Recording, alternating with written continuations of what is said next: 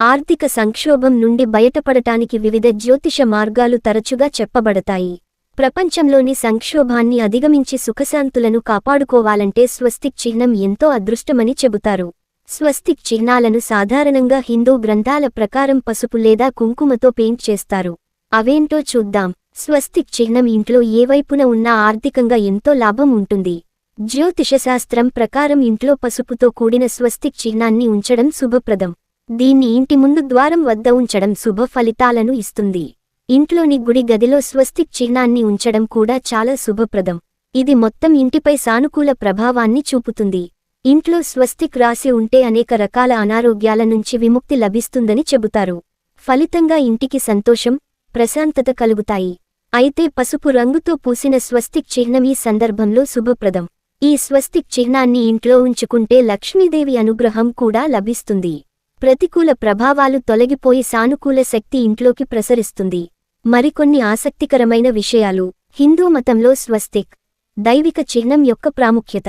స్వస్తిక్ హిందూ మతంలో లోతైన ప్రాముఖ్యత కలిగిన శక్తివంతమైన చిహ్నాలలో ఒకటి. సంస్కృత పదం స్వస్తిక నుండి ఉద్భవించింది. శ్రేయస్సు అని అర్థం. ఈ పురాతన చిహ్నం సంస్కృతులలో విభిన్న అర్థాలను కలిగి ఉంది. దాని చేతులు లంబ కోణంలో వంగి సృష్టి, సంరక్షణ మరియు విధ్వంసం యొక్క శాశ్వతమైన చక్రానికి ప్రతీక. హిందూ మతంలో స్వస్తిక్ చిహ్నం యొక్క ప్రాముఖ్యతను తెలుసుకోవడానికి చదవండి. మూలం. స్వస్తిక్ సంస్కృతులలో గౌరవించబడే చిహ్నం, చరిత్రలో లోతుగా పొందుపరిచిన పురాతన మూలాన్ని కలిగి ఉంది. దీని మూలాలను సంస్కృత భాషలో గుర్తించవచ్చు. ఇక్కడ ఇది స్వస్తిక అనే పదం నుండి ఉద్భవించింది. ఇది శ్రేయస్సును సూచిస్తుంది. ఈ చిహ్నం భారతీయ ఉపఖండం, యూరప్, ఆసియా మరియు అమెరికాలతో సహా విభిన్న నాగరికతలలో తన స్థానాన్ని పొందింది. హిందూ మతంలో స్వస్తిక్ అడ్డంకులను తొలగించే గణేశతో సంబంధం కలిగి ఉంటుంది మరియు శ్రేయస్సు మరియు అదృష్టానికి స్వరూపంగా పరిగణించబడుతుంది. ఈ చిహ్నం శ్రేయస్సును సూచిస్తుంది మరియు ఓం యొక్క దైవిక ప్రకంపనలను సంగ్రహిస్తుంది. హిందూ తత్వశాస్త్రంలో ఓం విశ్వధ్వనిగా పరిగణించబడుతుంది. ఇది అంతిమ వాస్తవికత, స్పృహ మరియు ఉనికిని సూచిస్తుంది. స్వస్తిక్ దాని ప్రత్యేక చేతులు మరియు కోణాలతో దృశ్యమానంగా ఓం యొక్క కంపన నమూనాలను కలిగి ఉంటుంది. స్వస్తిక్ పరమేశ్వరుడైన నారాయణుని పాదాలపై ఒక ప్రత్యేక గుర్తు వంటిది. పురాణాల ప్రకారం అతని పాదాలపై 16 ప్రత్యేక గుర్తులు ఉన్నాయి మరియు వాటిలో స్వస్తిక్ ఒకటి.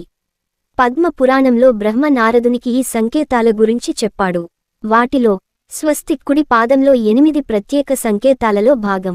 జీవా గోస్వామి అనే వ్యాఖ్యాత, అవతార్ వారి పాదాలపై ఈ సంకేతాలు ఎంత ఎక్కువగా ఉంటే అవి మరింత ప్రత్యేకమైనవి అని వివరిస్తున్నారు. కాబట్టి స్వస్తిక్ అనేది దైవిక ముద్ర లాంటిది. ఇది ప్రతిదీ భగవంతునితో అనుసంధానించేలా చేస్తుంది. స్వస్తిక్ చిహ్నం యొక్క 4 కాళ్లు లేదా శాఖలకు అనేక వివరణలు అందుబాటులో ఉన్నాయి. జ్ఞాన వ్యాప్తి. బ్రహ్మదేవుడు 4 ముఖాలతో అన్ని దిశలలో పవిత్రమైన జ్ఞానాన్ని ప్రసాదిస్తాడు. వేద జ్ఞానం.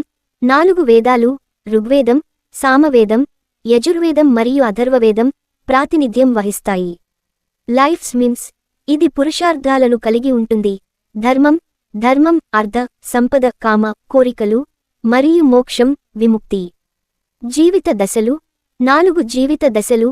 బ్రహ్మచార్య, విద్యార్థి జీవితం, గృహస్థుడు, వానప్రస్థ, విశ్రాంత మరియు సన్యాసం, పరిత్యాగం. సామాజిక క్రమం.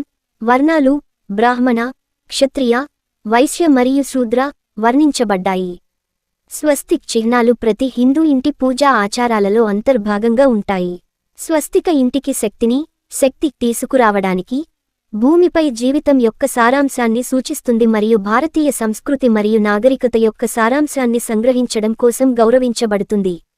కుడిచేతి ఉంగరపు వేలు, కలశం, కుండ, పూజ ప్రదేశం మరియు పాల్గొనేవారిపై కూడా కుంకుమ పేస్ట్ లేదా పవిత్ర పొడులతో స్వస్తికను గీయడం సర్వసాధారణం. పూజను ప్రారంభించే ముందు అది దైవిక ఆశీర్వాదాలను కోరడానికి డ్రా చేయబడింది. కొన్ని వైవిధ్యాలలో స్వస్తిక చేతుల మధ్య చుక్కలు ఉన్నాయి.